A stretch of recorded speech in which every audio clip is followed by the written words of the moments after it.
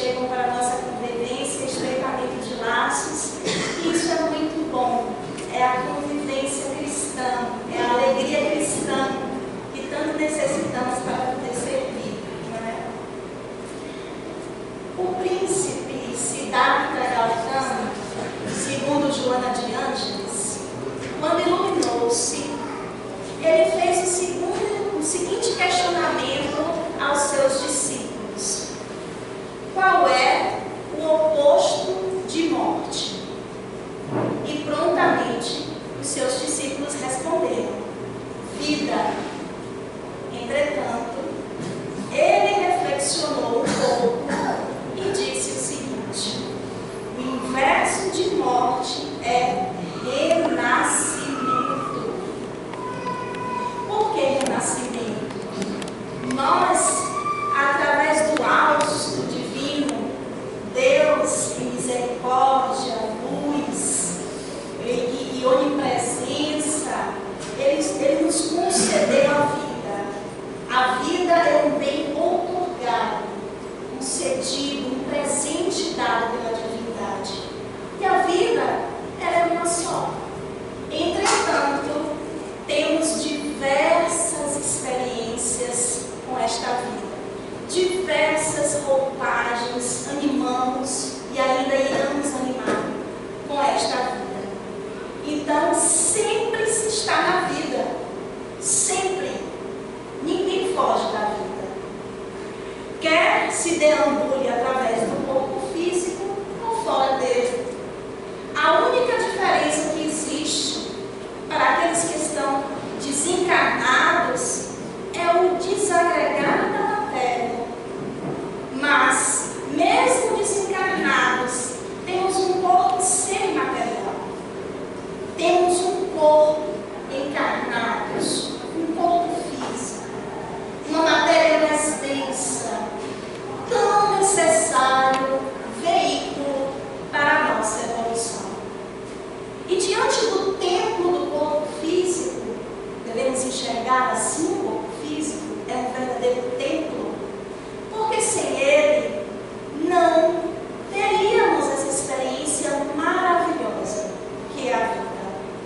Essa jornada instigante, onde novamente atores dos destinos se reencontram, renascem, convivem, exercício de perdão, exercício de cura e plenificação da alma. Esta é a experiência da reencarnação que agora todos nós aqui encarnados estamos vivenciando. E desencarnados estamos também neste ambiente, como em qualquer outro, atuando nos planos da vida, mediando a vida, interferindo, intuindo, inspirando a vida. Ou seja, a vida incessante na matéria e fora dela.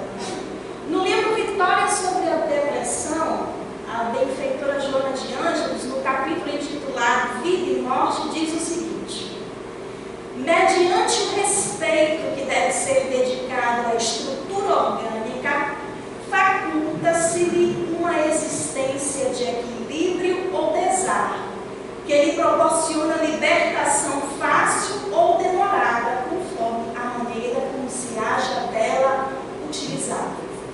Vamos grifar as palavras: respeito. Respeito pelo corpo. É tempo. O corpo, ele está impregnado de fluido vital, fluido de vida, que necessitamos para animá-lo nas nossas experiências. Entretanto, esse fluido vital é muito sensível. Ele é bem delicado e ele merece a nossa atenção. Por quê? Porque esse respeito que damos ao corpo, damos a tudo o que interfere no corpo. E o que é que nós, encarnados, podemos considerar como algo que venha interferir no nosso corpo físico? Pensamentos,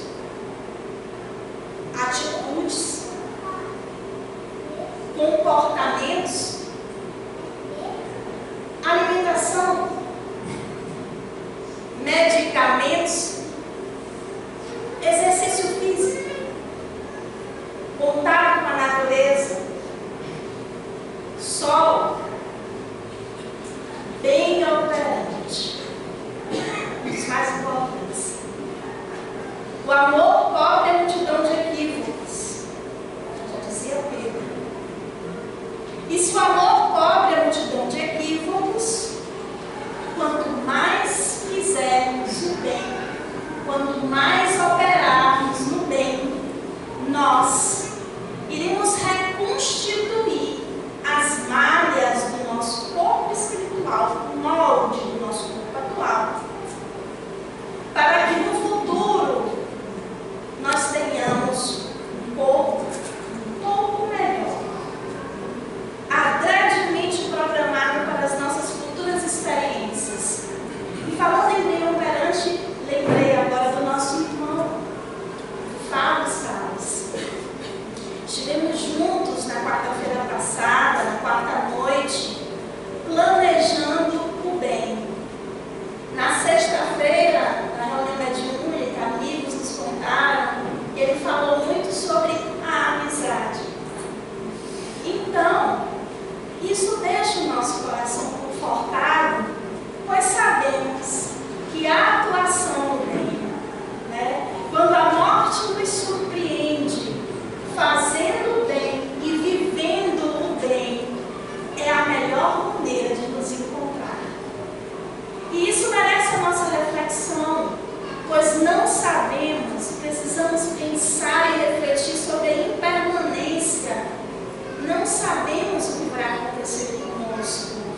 Então, a nossa postura atual, fazendo o bem, tendo hábitos de vida eterna, vai refletir no que iremos encontrar.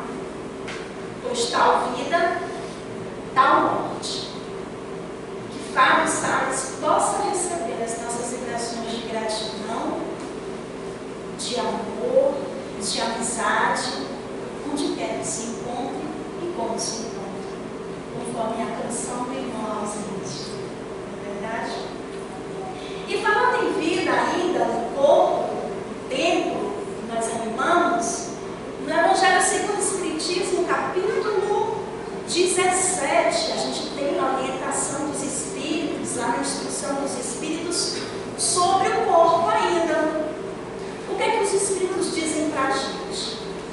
E começo por demonstrar a necessidade de cuidar do corpo, que segundo as alternativas da saúde e da doença, influi de maneira muito importante sobre a alma, que é preciso considerar como cativa na carne.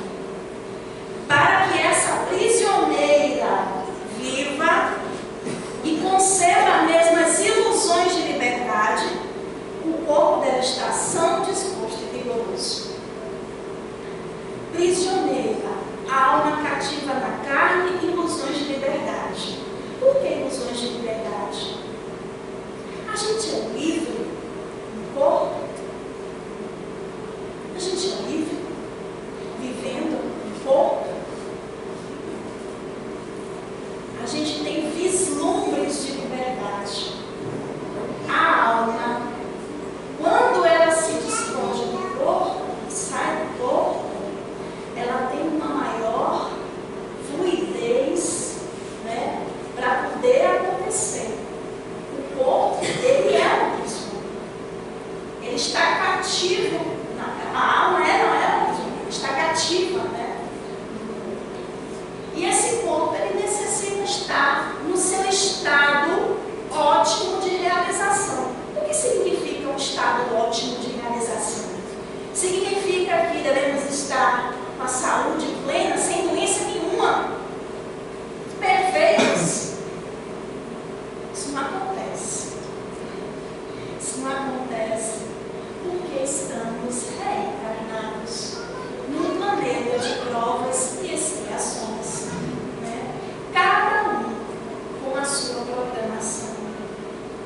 com o seu nível de sofrimento, com a sua caminhada, com o seu grau de dor.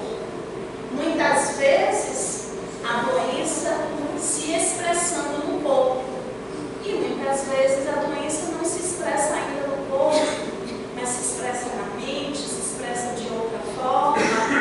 Mas, mesmo com o corpo imperfeito, com uma doença aqui, uma coisa ali, uma comorbidade ali, a maneira que a gente enxerga e orienta a nossa vida vai depender muito do nosso grau de consciência.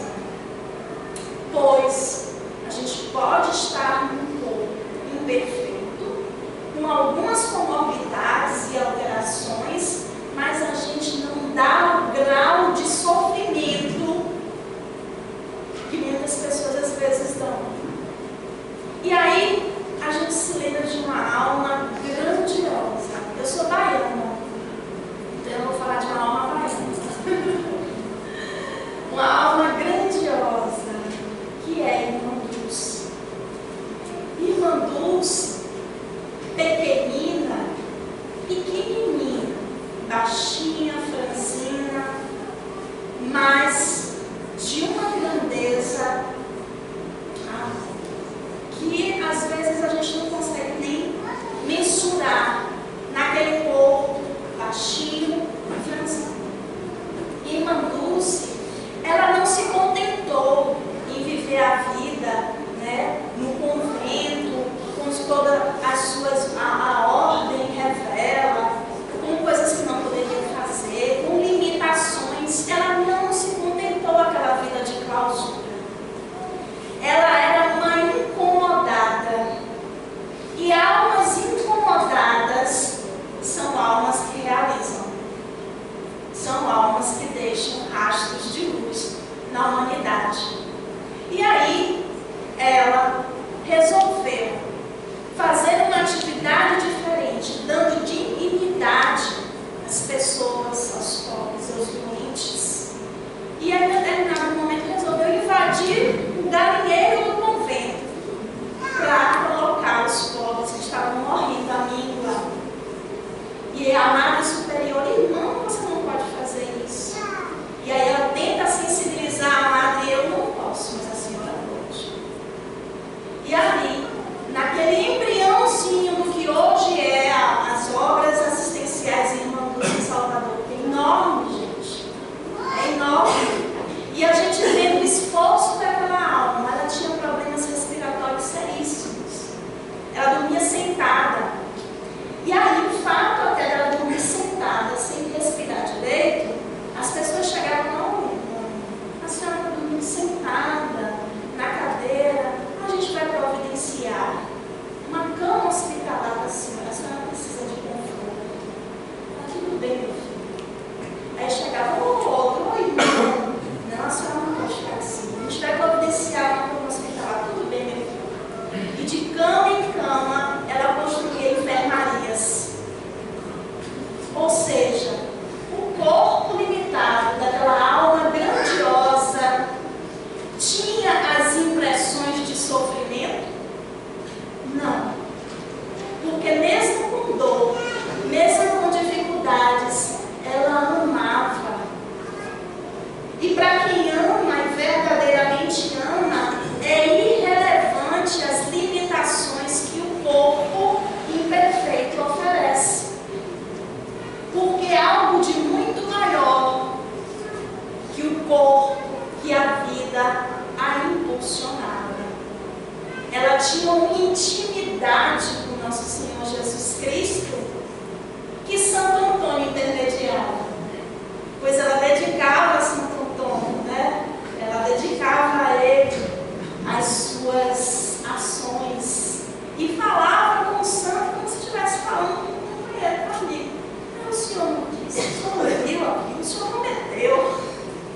Ou seja, essa intimidade que é muito bonito de ver, que é muito bonito de verificar, porque serve de exemplo para a gente. E aí, quando a gente vai falar do corpo,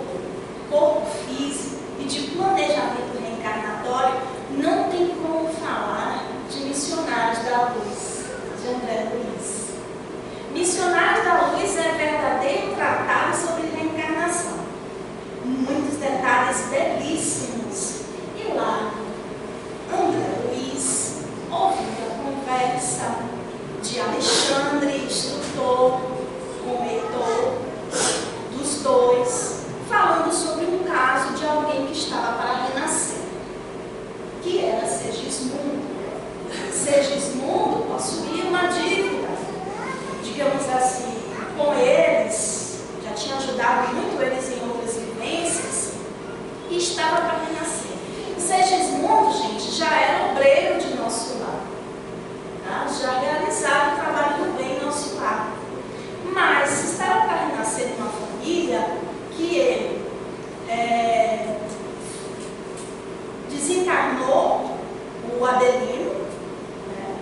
A esposa do Adelino, que vai ser a mãe dele, ele em um momento vivenciou o tipo triângulo amoroso, e aí por ciúme aconteceu a barbárie.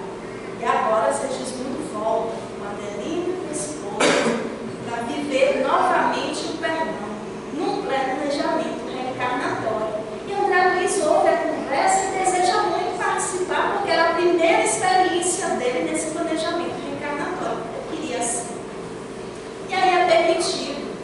E ele tem a permissão de passar alguns dias no planejamento da reencarnação, numa instituição do nosso lar, que é destinada a planejar, a viabilizar as novas existências. E aí, chegando lá, ele se encontra com Josino. Josino é um dos espíritos ali, construtores, que estão ali, e ele observa o seguinte, que as pessoas estão ali planejando e elas passam um pedaço de papel, tipo um pergaminho, né? Pergaminho na mão, e ele pergunta o que é aquilo, né? Aqueles pergaminhos são mapas reencarnatórios. Ali, gente, está todo o planejamento certinho do corpo da pessoa. Ah, não, nessa artéria aqui vai ter uma dificuldadezinha, o coração tem um probleminha assim, mas se ele andar no bem, se ele amar demais, a gente, né, repara que aí uma coisa que fica grandiosa pode diminuir. Não, lá no estômago. A gente deixa aqui essa partezinha, se ele for uma pessoa iracunda, raivosa e tal, pode desenvolver um câncer. Mas, se for uma pessoa que está vivendo bem, está insistindo no bem, está se negando, está fazendo a diferença na vida das pessoas, isso aqui é lógico. Quero para ser um câncer dele uma gastrite. Assim funciona. E nesse planejamento reencarnatório, Josino fala o seguinte sobre o corpo físico. Olha a definição que Josino dá.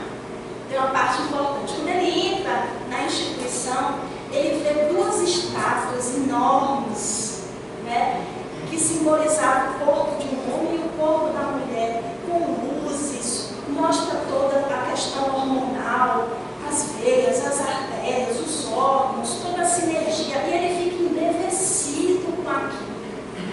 Então, as pessoas ali, é comum, é da vivência deles ter profundo respeito pelo corpo, por isso que a gente diz que o corpo é o templo. E olha o que é que Josino diz, o assistente. O corpo físico, na crosta planetária, representa uma bênção de nosso eterno Pai. Constitui primorosa obra da sabedoria divina, em cujo aperfeiçoamento incessante temos nós a felicidade de colaborar. Quanto devemos à máquina humana pelos seus milênios de serviço a favor de nossa elevação na vida eterna, nunca relacionaremos a extensão de semelhante ideia. Ou seja, a gente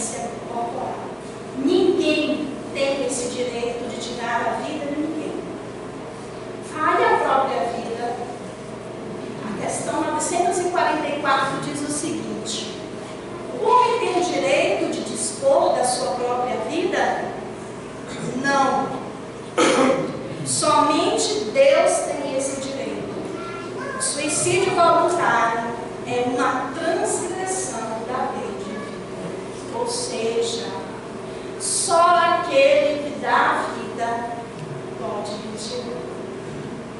Isso é fato. Os Espíritos dão respostas curtas à pleiade da codificação. E as perguntas de Kardec, porque as perguntas do codificador são cheias de significado e cheias de propósito. Precisamos reflexionar na pergunta, não é uma simples pergunta. Não é? Qual o primeiro de todos os direitos naturais do homem? Será que o codificador imaginou que a pleiade ia responder de viver? Então, tem muito significado e precisamos pensar sobre isso. Quando a gente fala de suicídio, a gente vê nas obras complementares uma grande contribuição da médium Ivone do Amaral Pereira no livro Memórias de um Suicida, do espírito Camilo Botelho. O livro Memórias de um Suicida é um livro denso, cheio de impressões reais de alguém que, infelizmente, ilusoriamente, quis matar a dor, quis acabar com a dor, matando o próprio corpo e utilizando-se, né, de mecanismos que venham a prejudicar esse templo que é o corpo físico.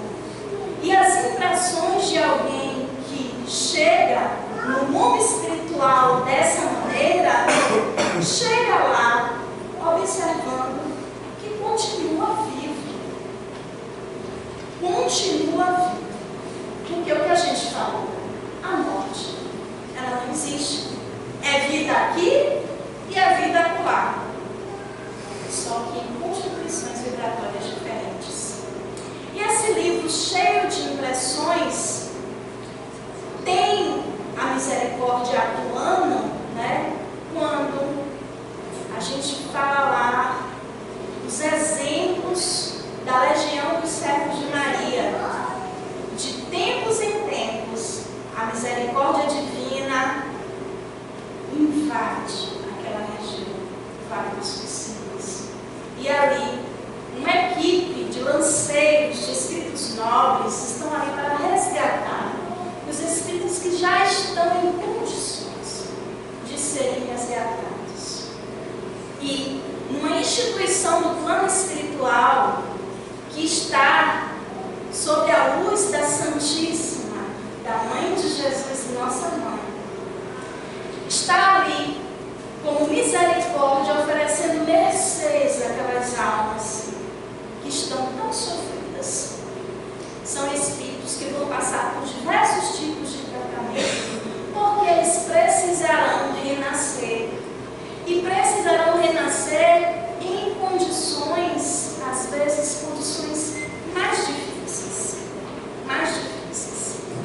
E aí, Filomena de Miranda traz uma contribuição para a gente no livro Temas da Vida e da Morte, com o título Suicídio, Solução Insolvável. Insolvável quer dizer que não se paga, não tem como pagar.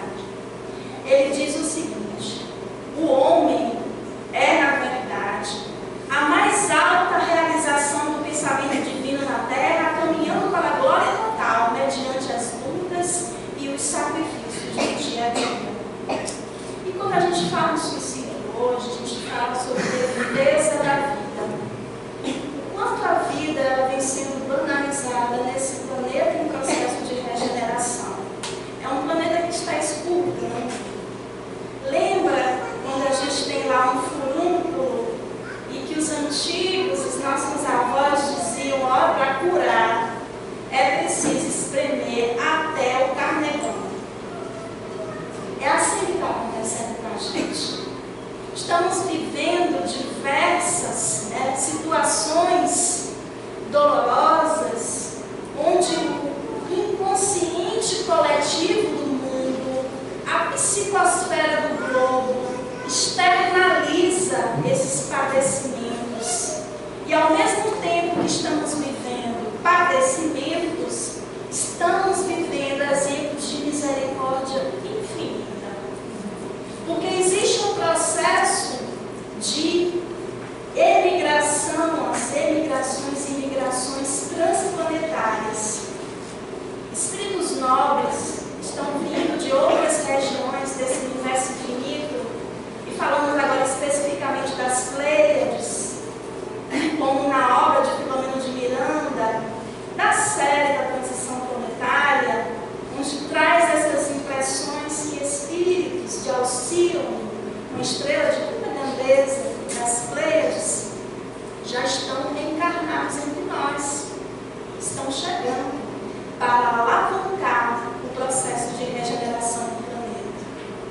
Então a gente vê o planeta dessa forma.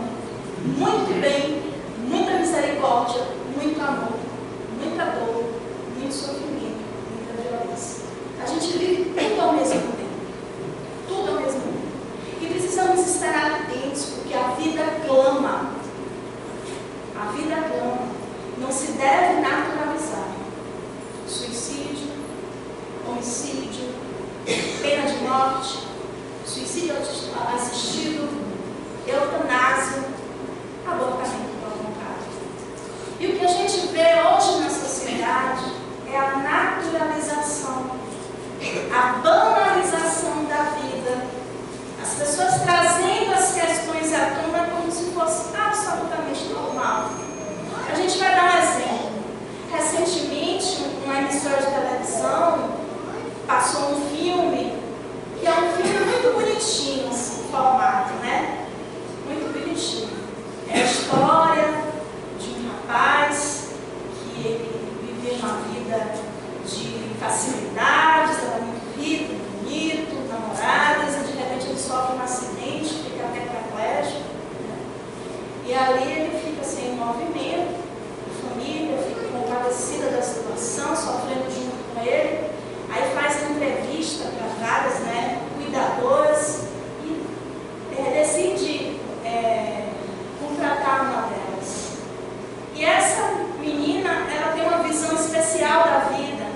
Ela sabe que ele tem um planejamento de fazer o que a gente chama de suicídio assistido, que é comum, por exemplo, na Suíça.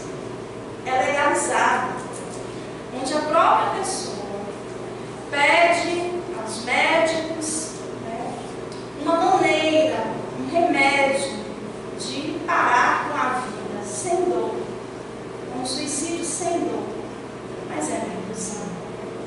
Porque olha só o que Filomeno de Miranda fala sobre esse suicídio sem dor. A burla que se permite por supostos meios indolores para sofrer a desencarnação hiberna por algum tempo em espírito até o momento que desperta mais vilipendiado e agônico, vivo, estuante de vitalidade, padecendo os camapelados que a superlativa imprudência provocou. Ou seja, não existe suicídio sem dor.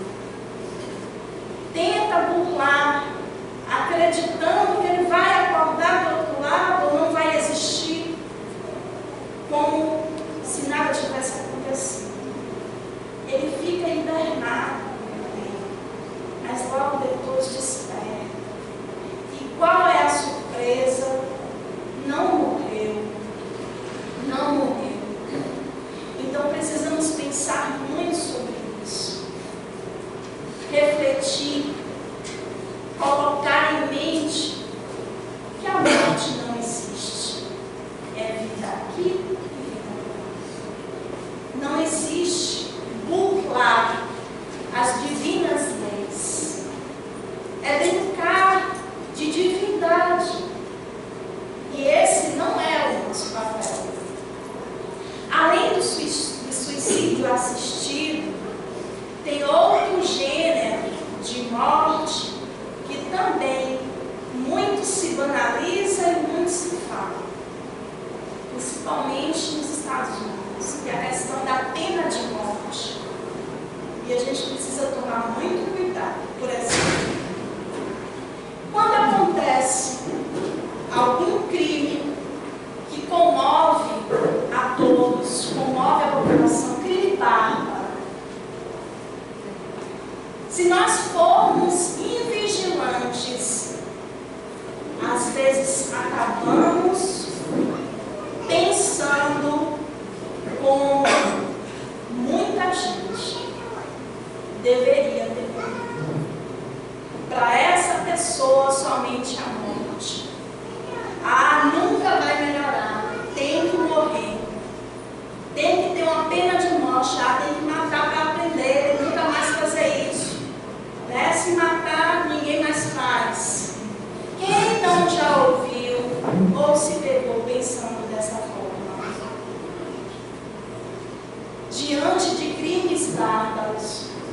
de crime que envolve criança, por exemplo. E temos que tomar muito cuidado com isso, porque nós, espíritos imortais, que já pensamos à luz do cristianismo redimido, que temos uma baliza que é o espiritismo, não temos mais esse direito de pensar assim, porque muito será cobrado a quem muito é dado. E Joana diz isso no livro Após a Tempestade, no capítulo intitulado Pena de Morte. Olha o que a benfeitora, psicografa Edivaldo Pereira Franco, responsável pela obra social da Nação Comum, uma obra belíssima em Salvador. Olha o que a benfeitora diz: a vida é patrimônio por demais precioso para ser ceifada, seja por quem seja.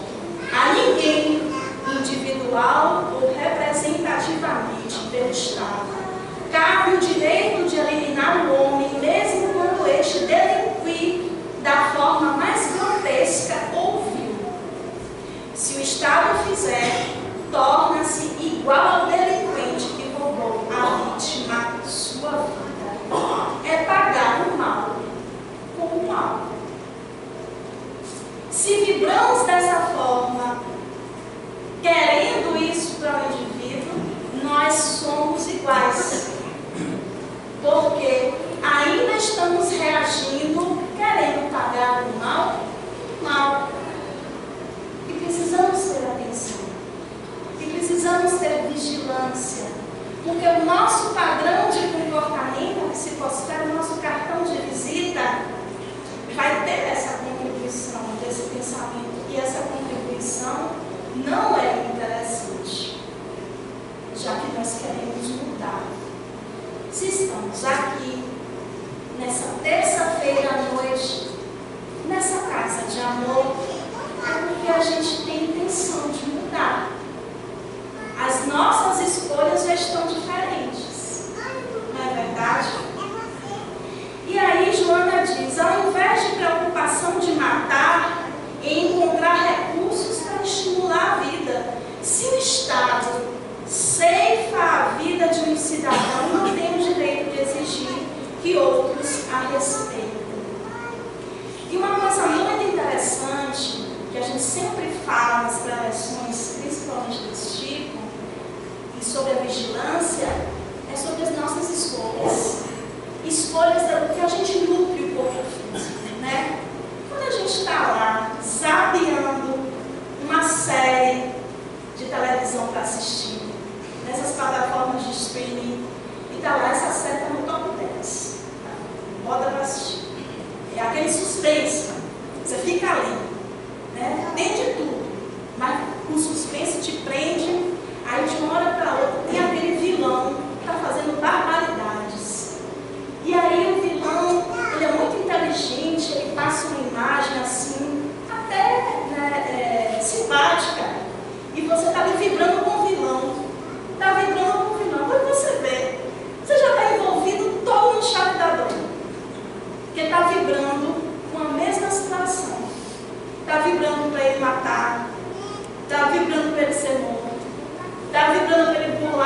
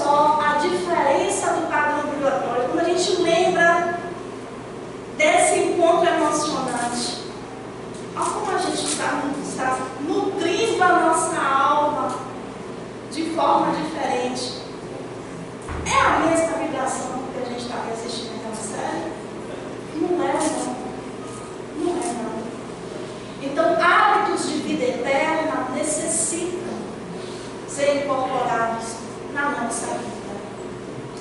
E tem outra questão, que essa também não é menos grave, quando se fala do clamor da vida, é a eutanásia. Olha só, já ouvi pessoas, já ouvi muita gente falando que a eutanásia seria uma espécie de amenização daquela dor, daquela pessoa que está entregue ao leito, e talvez esse adiantamento, que estava sofrendo demais, se recebesse, desligasse os aparelhos para parar com o sofrimento. É isso mesmo. Não é, gente. Muitas vezes, essas palavras e essas reflexões são de pessoas que estão se sentindo incomodadas pelo parente que está no leito e que está necessitando de trabalho e de atenção da família. Então, Joana diz que é uma falsa compaixão. Não é. Por que não é? Porque a gente acabou de refletir que o corpo é o templo vivo do amor divino. E só quem tira a vida é quem dá. Então, mesmo ligado a aparelhos, mesmo em sofrimento, aquele período onde a alma está ali passando por aquela experiência que, por mais que nos compadeça, porque nos compadece, né? Ela necessita. Aquela experiência é um trampolim de luz para aquela alma. Muitas vezes, reflexões que não foram feitas antes vêm à tona naquele momento. E ali, não pensem que estão sob desamparo. É misericórdia pura que está curando. Ali, muitas vezes inconscientes, muitas vezes presos ao leito, gemendo, não falando, estão recebendo a assistência da misericórdia o tempo inteiro. E qual é a nossa postura se a gente tem alguém nessa situação em nossa vida? Vamos fazer o melhor para poder dar o conforto, o carinho, o alento, a assistência que aquele ser querido necessita. Porque se nós estivéssemos naquela situação, era tudo que a gente mais queria. E hoje fala-se muito de cuidados paliativos. Alguém com doença terminal, com situações extremas de dor, necessitam de cuidados paliativos. E a terapêutica espírita, passe, água fluidificada, evangelho no lar, reflexões, fazem parte do pacote de cuidados paliativos divinos. E necessitamos pensar sobre isso. Joana diz: dar morte sem sofrimento a um doente incurável. Aí o que acontecia? Na Grécia Antiga, principalmente em Esparta, né, a gente tinha aquela questão da eutanásia eugênica, onde as pessoas que tinham alguma limitação do corpo físico ou da mente eram atiradas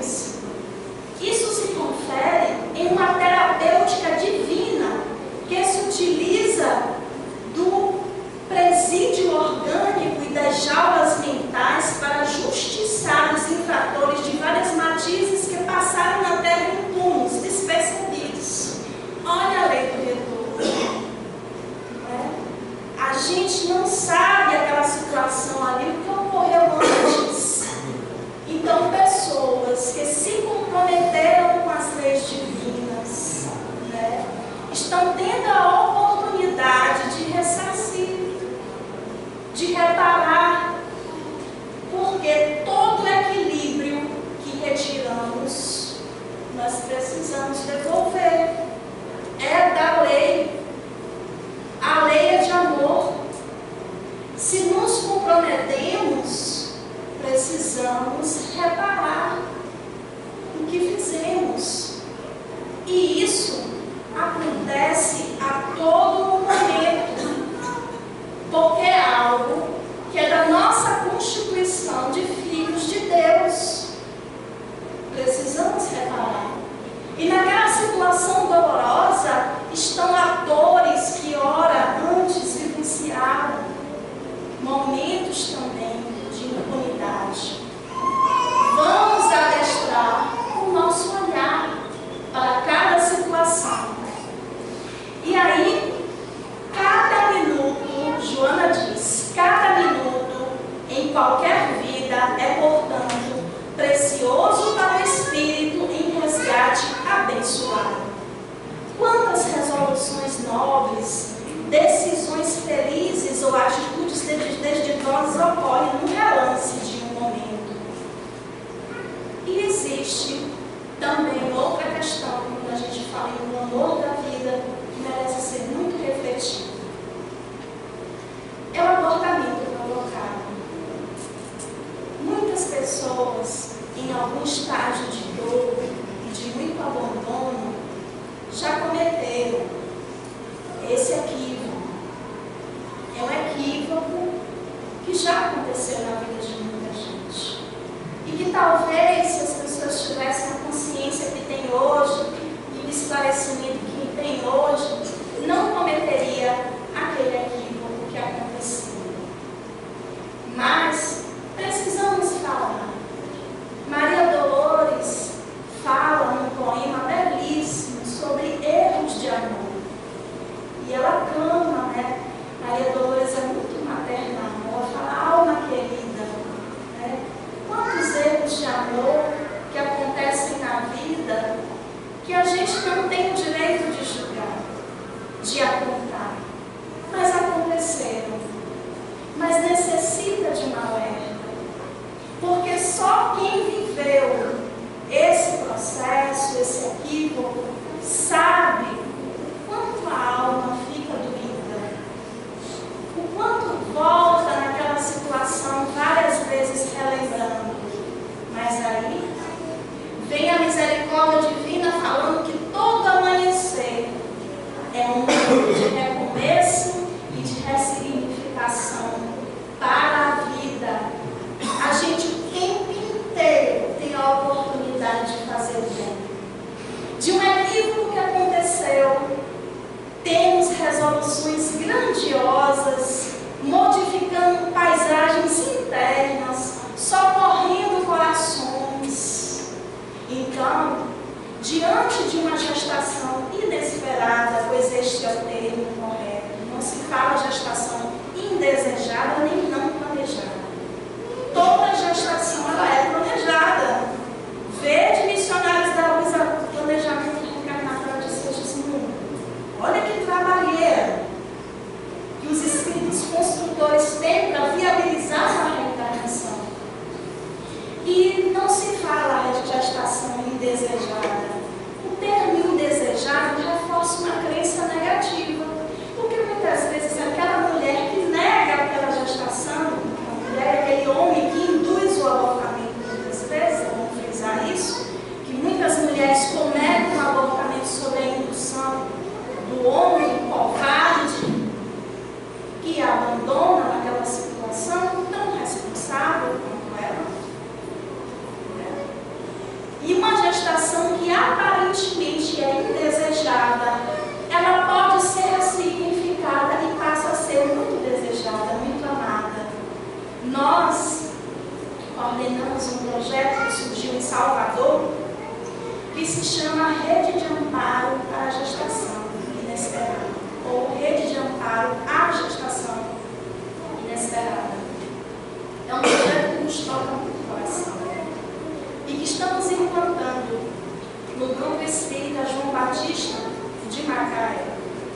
É um projeto que visa acolher a mulher gestante em qualquer situação de vulnerabilidade, quer seja social, social, quer seja material, quer seja espiritual, quer seja física, o que apresente em necessidade. Porque ao mesmo tempo que pode recebermos em acolhimento uma mulher de uma comunidade em uma situação social gritante de pobreza e vulnerabilidade, ao mesmo tempo podemos receber uma mulher em uma situação financeira, material mais folgada, mas que vive o mesmo conflito. Uma mulher que busca um abortamento porque não tem o que comer, nem o que dá aos filhos pequenos. E outra mulher que busca o abortamento porque se preparou a vida inteira para um mestrado, para um doutorado, para um pós-doc, que apareceu, pós-doc no exterior. Passei no pós-doc. E agora estou gestante. O pai não quer assumir. O que é que eu faço? Muitas optam pelo abortamento, acreditando que lá na frente podem ser mães novamente.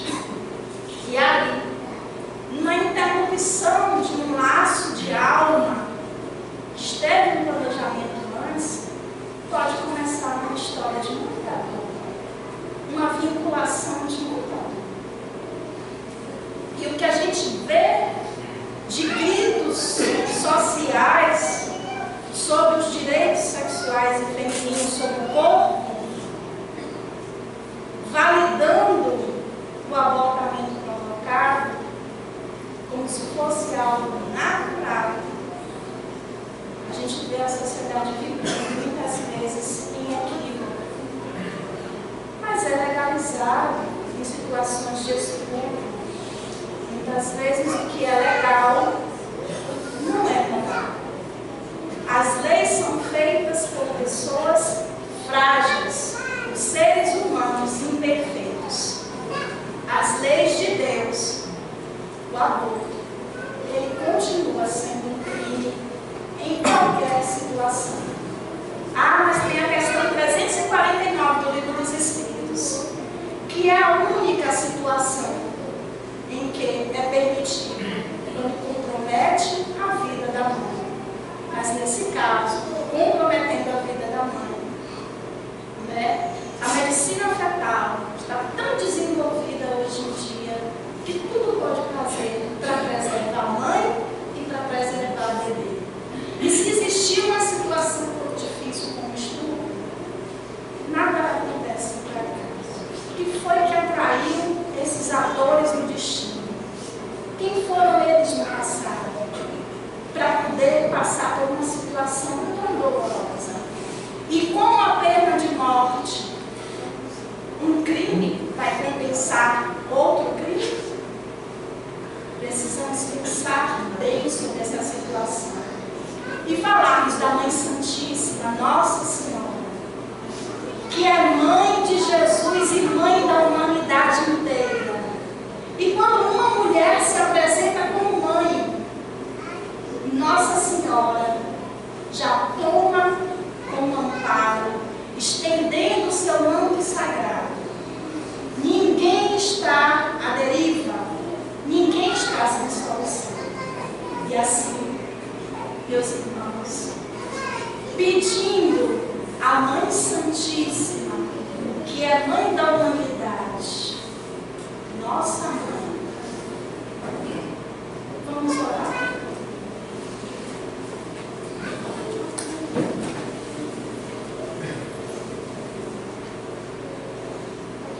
Senhora,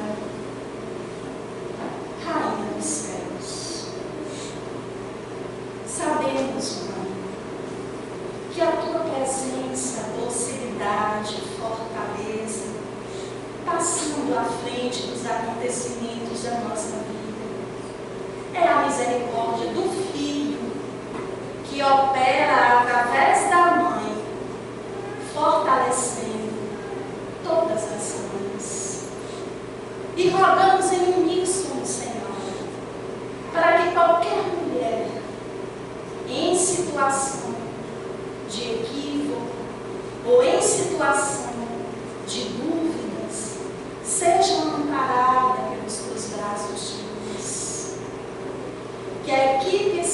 espiritual amiga desta casa, que nos acolhe com tanto amor, cada vez mais seja abençoado. E que o Mestre Jesus, o Mestre de luz, possa sempre ser o caminho por onde devem trilhar os nossos pés. E que possamos, ao sairmos deste célula de amor, deste centro, deste hospital de almas, deste pronto atendimento de luz, com o coração embevecido das benesses dispensadas na noite de hoje a todos nós. Fica, Senhor, em nossos corações